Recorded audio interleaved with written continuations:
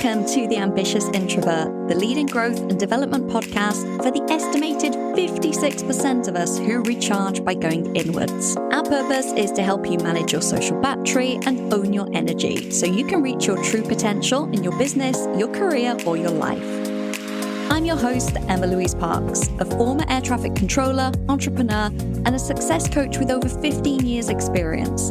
I've supported hundreds of introverts like you who dream big and are ready to take action towards making those dreams a reality without compromising their energy in the process.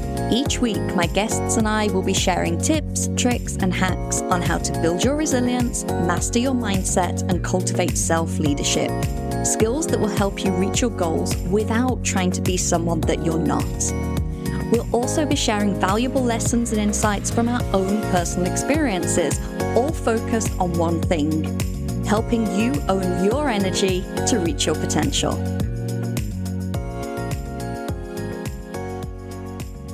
Hello, welcome back. It's another wonderful guest episode, and I'm lucky enough to have a seasoned podcaster here with me today, and therefore, for that reason, I'm going to allow her to introduce herself. So thank you so much for being here. Please tell my audience who you are and what you do. Thank you so much for having me. My name is Chana Ross. I am all of the things. I'm a pelvic health physiotherapist.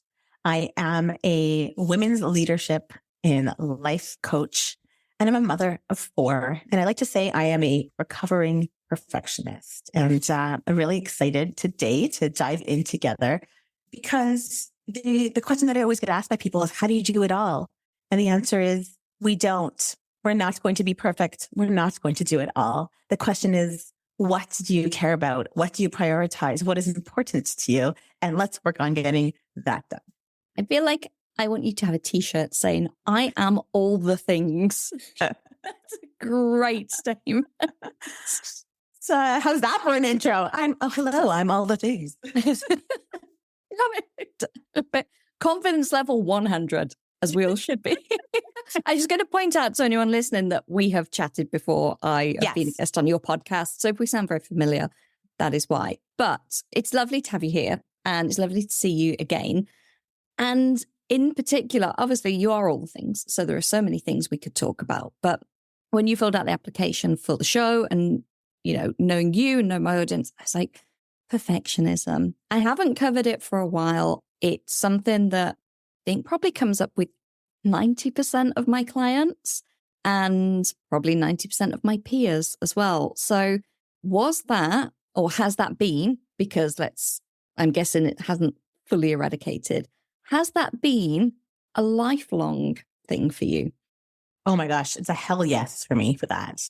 I think that, you know, it's almost a method of creating safety for yourself, right? If we think perfectionism is like this idea that you can be perfect, that you think that if you just do everything perfectly, then no one will ever be upset at you. No one will ever, have something negative to say about you, that you'll just keep everybody around you happy. It's almost like the greatest level of trying to manage everything around you. It's hyper control.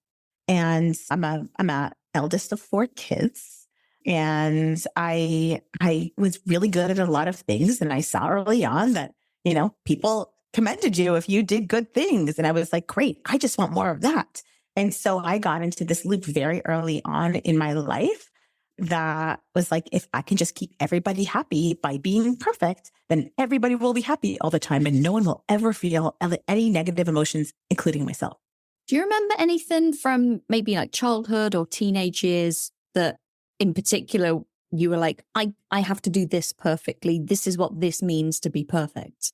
I think that I was continuously moving that line, actually. If you got good grades, then it's like, okay, I want to get perfect grades. I was, I can think of even in grade 8 or 8th grade, depending on where you are when you're listening to this and how you say that. I was the student body president. I was an editor on the school yearbook. I was getting really great grades. I was the starting point guard on our basketball team. And I was also doing a lot of other extracurriculars. And I have a fairly significant learning disability, which means that it takes me a really long time to learn things, or not really long, much longer than other people. And so that meant that I was in a constant state of doing. And so I learned very early on that if you rest, then you risk dropping the balls. And so I was almost in this like hyper stress level very, very early on. And it just led to years and years and years of burnout, negative self-talk, catastrophizing if something was really, if I dropped a ball, thinking that everything was almost like a house of cards was going to come down around me. When I speak to my siblings about it, they were like, oh yeah, you were always the perfect child. And in my mind, I was never the perfect child. I was always just striving to be the perfect child. It's almost like this deep all or nothing thinking that's highly critical. You never see anything positive that you're doing because you're still never measuring up. So even though the people around me thought that I was like this perfect, that I was doing all these amazing things at a very young age, in my mind, I was never enough. You and make that such set me on a very long career, we'll call it, of feeling that way until it stopped working. Sorry, jumping in. I was so excited. You make such a good point there that I think people overlook because they think of perfectionism and they think, oh, so it's stopping me doing things because, especially as an entrepreneur, maybe like I can't put this out into the world because it's not perfect yet. But the point you made there is how much it impacts your capacity. Perfectionism basically takes all of your time because, as you say, you're constantly doing, because nothing's ever good enough. It's never done. Yeah. It's never finished. So you're in that heightened state of constantly fiddling, tweaking, improving, making it better, doing the next thing. Yes. And it sets you, I think perfectionism is like the ultimate of like when you're thinking about a growth mindset versus a fixed mindset, it's like the ultimate fixed mindset. You're either amazing or you're terrible. You're either athletic or you're, terrible at sports. You're either really smart or you're dumb. It's not that the idea of a growth mindset is that we're constantly working towards growth, and every step in the right direction is the step in the right direction. We're always looking back and seeing how far we've come. Whereas perfectionism is the idea that it actually doesn't matter if you're growing, if you're not meeting that unmet expectation, which keeps you in a state of negative self-talk, like deep burnout. And really it prevents you from being the human that you can be because you're so busy beating yourself up that you haven't met those unmet goals. That black and white thinking, that, those extremes, like Dan Sullivan calls it, are you in the gap or are you in the game? Because if you're in the gap, it doesn't matter. You could have done 99% of the things that you need to achieve something, but because you haven't done that last 1%, oh, well, it's not good enough. I haven't made progress. I don't have anything to show for it. Whereas if you're in the gain mindset, like you say, much more like the growth, it's like, well, look at all of these things I've done. I'm so much closer. Look at what I've learned. Look at everything that I've ticked off. And I feel that perfectionism does go hand in hand with that gap mindset of it's not good enough. I haven't finished. It's not complete. There's more to do. Yes, 100%. And again, like I think about it as the ultimate like lack of safety in your nervous system. Because if you don't feel like you're enough, you're actually trying to create an environment and be the person that is going to be absolutely controlled so that you can finally feel safe. But that actually starts within ourselves and how we're talking to ourselves, how we're speaking to ourselves. You can't actually control your environment. You can only control who you are and how you are. And if we're constantly working towards a goal that is very often unachievable, not just like you're not there yet, but like perfect doesn't exist. And yet, now when I'm working with my clients, I love to tell them, I am whole, perfect, and complete exactly as I am. We cannot truly grow if we're trying to constantly fix ourselves. That assumes that you are broken and that you need fixing. We can only grow from a place of understanding that we are enough right now. And also each of us is here for growth. And so that is going to be the ultimate goal in our life, is to continuously become better, deeper, more holistic, more whole, more community minded, like, constantly working on all the parts of ourselves. But that can't happen if you're in that catch-22 of never enough, never enough, never enough, never enough, because that keeps us focusing on ourselves the whole time and not focusing on our purpose. I was chatting to a friend yesterday about feedback loops in psychology, as you do casually. And the things we regularly talk to our friends about. I do talk to my friends about that. I know, exactly. Tell me you're a coach without telling me you're a coach. So, and again, this idea that a growth mindset, we have to learn from our experiences, and we try things and we figure things out, and we have some wins and we have some fails, and we think we want something and we try it and we don't like it, and we get more resilient and we get more confident. And all of these things feed back to us and help our growth. I have seen this so many times with entrepreneurs. I'm sure you have too, where they want everything perfect before they launch. Oh, well, I can't start selling because I don't have the perfect website, or I don't have the perfect brand, or my sales page isn't ready. It's in a Google Doc. It's not perfectly done. And actually, you're never going to get the perfect, because it doesn't exist, but you're never going to launch the perfect offer and the perfect website and all of these things without the feedback. You don't know if your offer or whatever you're selling or product or whatever it may be is going to work until you put it out in the world and test it, and you get feedback from people, which means that then you can tweak, amend. And I feel like it's just such a representation, like you say, of the growth mindset. You have to start and just start taking action and learning from that and implementing from that place. 100%. And if we go meta into a little bit of the woo-woo, we talk a lot about, you don't attract what you want, you attract what you are. And so if we're waiting to be happy with ourselves, be proud of ourselves, and to look around and support ourselves until you actually achieve the things that you need to achieve, well, you're going to arrive there and you're going to be miserable. Why not enjoy the process? Why not have fun throwing spaghetti against the wall, see what sticks, laugh about what doesn't, use what does, and then continue or I'm trying to think what the word is. Continue to create and evolve and progress. I used to run a program called the Ambitious Introvert Academy, and it was for brand new entrepreneurs. And at the start of it, brand. At the start in the intro section, there was almost like a 10 commandments of, this is how to get the most out of this program. And there were a couple of phrases that I put in there that I knew would be beneficial. And one of them was, done is better than perfect. I bet. And of course, almost everyone coming into that program did not believe that when they started, because they wanted it to be perfect. But over and over again, and, I would say it on the calls and I would put it in the Slack channel. And I remember one day in the first cohort when one of the women said, I did it. It's not perfect, but done is better than perfect. I was like, yes. So good. I love it. Listen, what we have to recognize is so many of us live in this really heightened nervous system state, right? The go, go, go, go, go, go, go, go, go. Because our society really does award productivity. But when we're in that state, it's that fight or flight, that central nervous system upregulation. Your brain is actually in an automatic state. You can't use your higher faculty thinking. You can't use your prefrontal cortex when you're there. And so we're just responding reflexively.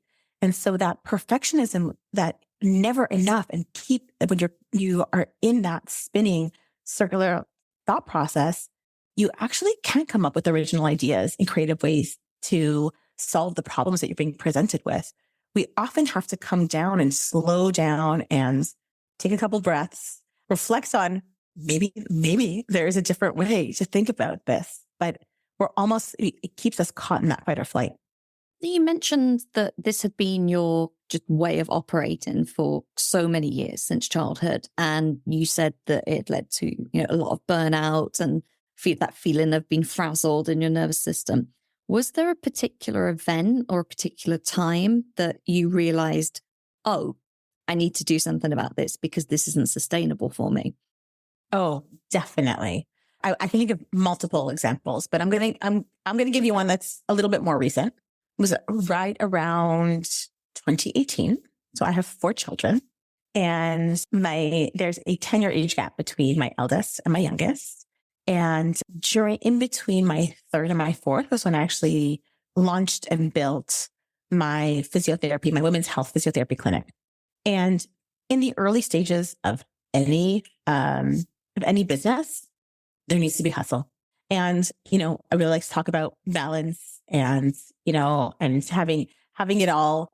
But there was a lot of hustle that had to happen. And I really found myself going back to that place of go, go, go, go, go. If you put me in a room, I will literally be able to work harder than anybody else because I've spent so many years training myself how to do that. But my goal for, when the first goals, I worked with my business coach, when I built my clinic, which I opened it in 2016, was to be able to not be the one working all the time. This is what I voiced. I wanted to not be the one seeing all the clients. I wanted to be able to have other practitioners who are caring for my clients so that I could have a fourth baby. I always knew I wanted a fourth, and that was my expressed interest. And yet I would gratefully got pregnant, and I as the days were coming closer and closer to delivery, I really was like, I can't function anymore. I was getting more tired. I was getting, later on in pregnancy is harder. It was my fourth pregnancy. And I had to have a number of conversations with my husband, with my coaches, where they were literally like, you need to start offloading things. You have to start doing it, not just for the business to succeed, but also because very practically you're not going to be available to be doing these things anymore. And I was so deeply in that go, go, go that it was really hard for me to see the forest for the trees. And yet I was very blessed to have this opportunity to have to take a step back where I literally had to make those decisions. And so I ended up moving many of my team meetings, a lot of the things I needed to do, to virtual. And I was able to continue to work at a much lower pace after the birth of my daughter. But it was really, really challenging. And my midwife was she had to sit me down and have a real talk with me about how I was very high risk for postpartum depression because of all these pieces that I'm not used to. I'm not used to slowing down, and how challenging slowing down is for most people. And she was like, but for you, we need to have this real talk. And I had a real team around me who was supporting me. And thankfully, the transition was fantastic, but I needed a lot of support to make that happen. It doesn't surprise me, especially with something like a clinic, because I've worked with a lot of early days entrepreneurs back, earlier in my business, who are looking to hire their first VA, and they go, but I can't outsource this. No one will be able to do it the way I do it. And we're talking about scheduling a newsletter or a blog post. Oh, because they're so not common. Rationally thinking about because they're so in it and it having to be put. And it's like, what if they get it wrong? They won't know how to do it. Only I know how to do it. And of course, once they outsource it and they grow a team and they look back and they're like, what was I thinking? It's like, but Right. Like you say, you're so in it because you're in that perfectionism and you're in that fight and flight that you just can't see another way. It's tunnel vision. Right. It really truly doesn't feel safe to outsource it. And so we almost have to, similar to how we, from a neural pathway perspective, we map safety for our clients physically. When we work with, as a physiotherapist, I work with clients who have longstanding pain. We need to slowly integrate safety with outsourcing, with slowing down, and recognize that there will be resistance around it. And that resistance is actually your brain just trying to keep you safe because it's something new. Your brain is not used to that. So it will do everything it can to keep trying to keep you safe, which is hugely beneficial and also no longer necessary. So we have to retrain new ways to function. So when perfectionist thoughts pop up for you now, because I'm presuming they still do, hopefully much less. I would say this is the longest recovery, Because let's be real, as much as a lot of programs would like to sell, cure these negative thoughts forever. Of course, that's not the case. What are some of your go-to ways now for dealing with that? So one of the things I like to talk about is to recognize your state. So I know that if I am in a upregulated state, if I'm frustrated, if I'm anxious, if I do have a lot on my plate, my go-to is to go back into my perfectionist ways. Just do it another way. I'm going to do it. I have to do everything. And like, I almost, it's like a switch that turns on and I go back to that place. And so I refer to that as my frenzy state. And so if once I'm in it, if I recognize that I'm in it, I just notice, oh, isn't that interesting? I'm back in my frenzy state. Huh. That's interesting. And then I'll do something to bring me back into the present moment, even if it's 10 slow breaths. Sometimes it's humming, because that'll stimulate your vagus nerve. Sometimes it's shaking. Sometimes I'm like, okay, I just need to leave this room for a minute. And I need to like breathe and walk around and then come back down. I want to stop myself.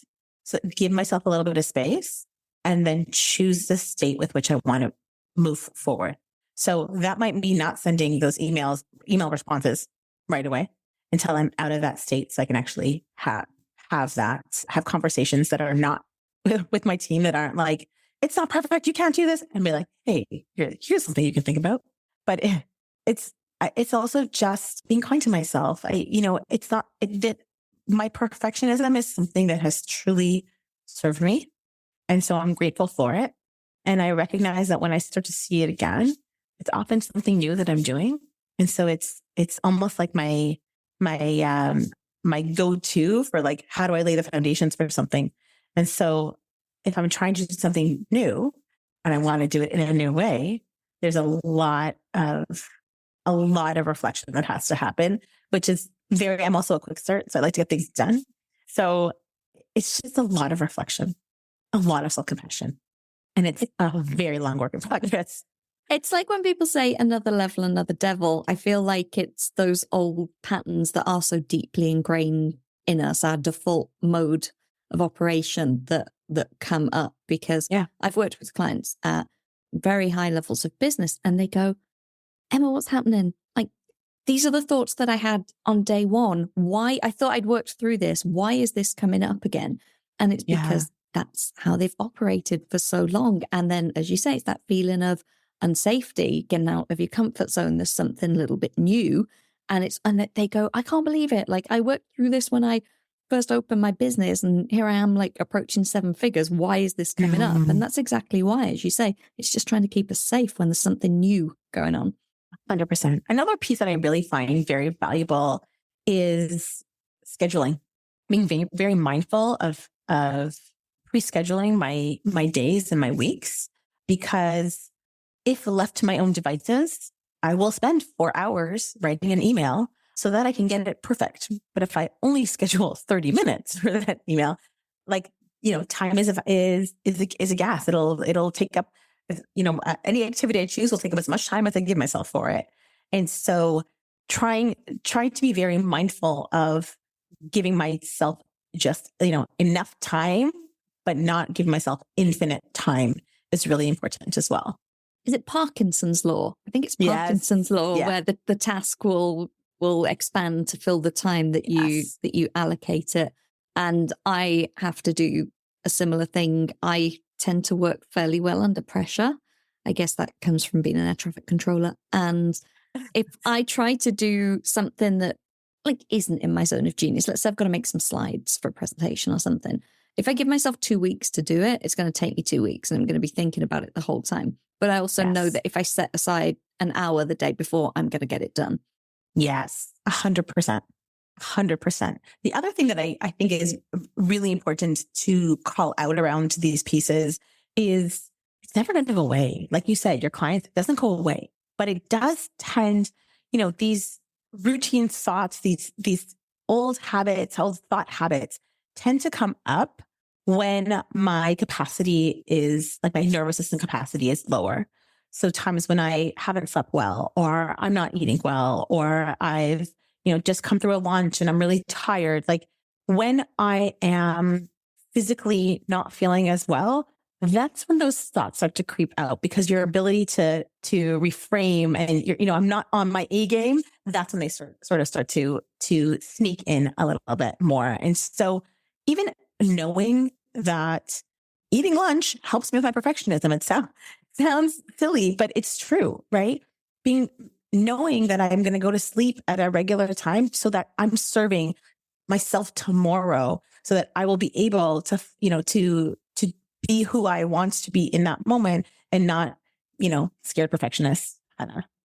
I love that you said, that's interesting. I worked with a wonderful coach last year called Joe Sweeney. Hello, Joe, if you're listening. And Joe would say that quite often about things. If it came up in a session, she'd say, isn't that interesting? Should we just sit with how interesting that is? And it's something that I use a lot now. So rather than jumping straight in and judging like, oh no, I'm doing this, or maybe not even noticing I'm doing something, I just go, oh, look at that thought I had. That's interesting. And the same for, energetics and manifestation. If something's happening in the external, now go, that's interesting. I wonder what part I'm playing in this. So I think that curiosity piece, it just gives that little response time as well. So it gives you that little bit of space to go, what's really happening here? Let me just take a step back and get curious. I love it. I have a mentor, and she says, we're human beings, not human doings. And so I think a huge piece of the perfectionism, aside from trying to control all the variables, is that we almost feel like we have to justify our existence by doing all the things. And so spending time recognizing our inherent value and, just how each of us has value without having to do anything. It's also a huge piece of that puzzle, I would say. Obviously, a lot of my audience, it seems an oxymoron because ambitious and introvert, although it's not, because if we look at the true meaning of introversion, but what it does mean is that they want to take a lot of action and do a lot and get a lot done quickly, and then have to balance that with the need to rest and the need to take time alone and the need to recharge. So, very similar to what you were saying. And the nervous system obviously plays a huge part in that. And sometimes it can feel like this tug of war going on between they want to get stuff done and they want to, hurry up and get there and all this ambition, but then also, but I know I need to rest and I know that that's actually going to serve me better. But the brain is going, don't rest. Rest is lazy. Be productive. Get more done. And all of the stuff that we've been conditioned. Like you say, we are rewarded for being productive. 100%. 100%. And the truth is, like, as a physiotherapist, we know that muscle actually gets stronger on the rest days. You work the muscle and then you need the rest days to get stronger. And you can't just keep going and taxing yourself, and recognizing how you use your energy is infinitely important, and recognizing that you are still valuable when you're resting and when you're doing is, I think was a huge mindset shift for me, for sure. What does resting look like to you? If you're thinking about calming your nervous system, switching off, taking some downtime, what does that look like in your world? So I have older kids now, so this is it's very different now. But for me, it actually looks like waking up earlier than my family so that I can exercise. And it looks like scheduling in lunch. Funny story, if I don't have it in my calendar, I don't do it. So being really mindful about my schedule and respecting myself enough to stop doing the things when I say I'm going to stop, and with being in integrity with myself when I say I'm going to do something. But I've really been spending a lot of time really honing in my nighttime routine. And I don't mean, it's not a long routine, but what I do is I actually have I set alarms now in my phone. So I have a 9 p.m. alarm that goes off and it says, get ready for bed. And my whole family laughs at me. They are like, Mom, where's the quick bed? Because at this point I have my 5-year-old, my 10-year-old they're sleeping, but my 13-year-old and my 15-year-old are definitely not. But let's go put you to bed. But at 9:00, I start to actually wind down my day. So I will put away my computer, I'll put away my phone, start to get ready for bed. I read every night. And one of the most important days in my week is actually Saturday morning. My husband and I have a deal where he likes to nap on Saturdays and I like to sleep in. So he watches the kids Saturday morning, and it's like my sit with my coffee. No one's around, the kids are out, and it's just the greatest. Oh, it sounds like the dream. I love it. I love that you've got different sleep and nap schedules at the weekend as well. I mean, that just works out perfectly. Yes. I'm not a huge napper. Like, I don't love it, but I do love a good sleep in. So that to me feels very decadent. Now, I, like you, am a reader every night before bed without fail. And actually, for about 3 years on the podcast, that was the question that I ended each episode with. I asked the guest which book they would recommend to my listeners. So that piqued my interest. What have you read recently that you would recommend? Oh my gosh. Okay. I'm reading Quiet now because of you. Wonderful. Thank you, Susan Cain. And so I'm actually thoroughly enjoying that. I always have about 4 different books happening at any point in time. I'm trying to look at what I've got. I'm reading one of Russell Brunson's books as well, which is like counter to everything we're talking about today. But I think there's very different to Susan Cain. Exactly. Very, very yin and yang. But what I'm going to show you a book. It's called The 6 Days Meditation Method. I do his meditations as well. Vishen Lucky Honey. I'm mispronouncing it. Vishen. Mind Valley Vishen. So on Mind Valley now, he also has his 6 days meditation method. And so I am both using the Mind Valley app to do my meditations. I follow along with it. And I'm in the middle of his book about it, which is pretty cool. Fabulous. Well, I'll link that in the show notes, and Quiet by Susan Cain, if there's anyone listening that hasn't read that. And maybe won't link Russell Brunson. But I'm very much like, I've got an Audible book, so I go for walks and I listen to Audible in my walks as well. So I'm a very avid consumer of books in all different forms. Love it. So that was my old question that I used to ask. And the question that I now wrap up the podcast with is, what is one way that you know if you prioritize this certain practice or thing that you will be owning your energy and you'll be able to work to your best potential? There has to be sleep. I know, like, I need like that hour before bed to wind down, or I can't fall asleep.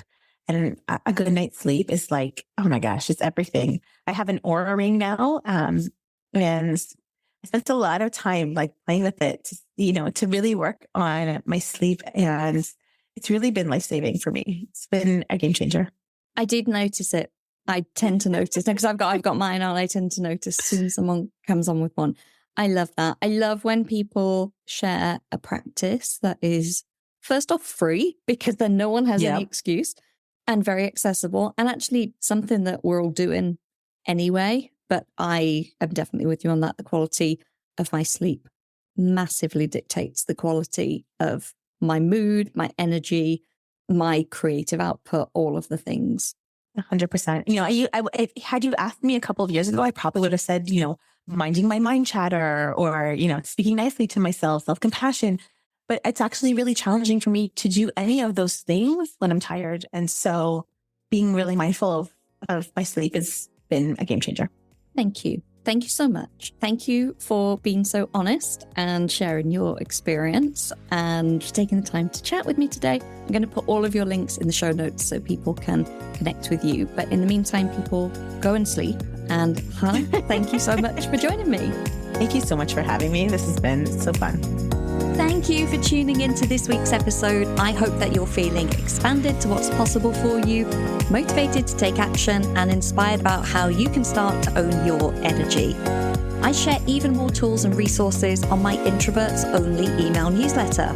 By signing up, you not only get early access to the Ambitious Introvert products and services, but you also get brand new podcast episodes delivered straight to your inbox every Monday, meaning you'll never miss your weekly dose of introvert-friendly inspiration. Sign up now at theambitiousintrovert.com/newsletter or click the link in the show notes. See you next week.